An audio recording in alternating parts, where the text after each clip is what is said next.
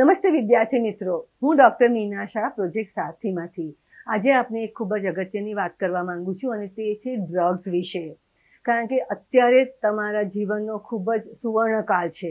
અત્યારે તમે જે પણ નિર્ણય કરો તેના ઉપર તમારા ભવિષ્યનો આધાર લીધેલો છે. તો સાચા નિર્ણય કરો અને ડ્રગ્સથી દૂર રહો, કારણ કે ડ્રગ્સ તમારા જીવનને, તમારા સ્વાસ્થ્યને, તમારા ભવિષ્યને બરબાદ કરી શકે છે.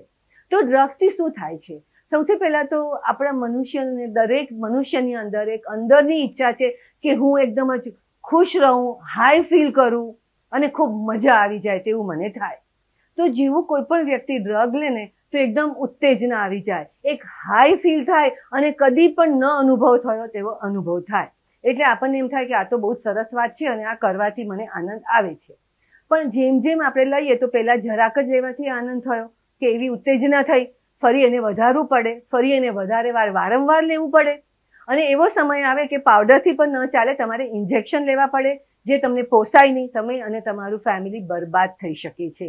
તો ડ્રગ્સ આપણા મગજના જ્ઞાન તંતુનો એક ખુશી પેદા કરવાનો, એક હાઈ ફીલ કરવાનો, એક હેપીનેસ ફીલ કરવાની જે ક્ષમતા છે તે નષ્ટ કરી નાખે છે અને એના માટે પછી આપણે ડ્રગ્સના આપણે આદી બની જઈએ છીએ.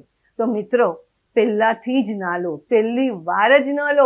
પહેલી વાર પણ તમને કોઈ મિત્ર કહે કે આ લે, તને બહુ જ સારું લાગશે, તો ખૂબ જ રિસ્પેક્ટફુલી ના પાડો અને કે હું હમણાં જ આવું છું અને મારે એક અગત્યનું કામ છે, ફરી આપણે મળીશું.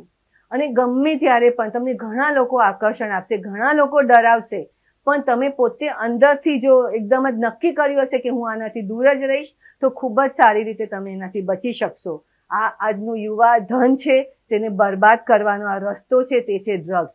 તમે ચોક્કસ જ પર્સનલ રીતે આનાથી દૂર રહો અને બચેલા રહો.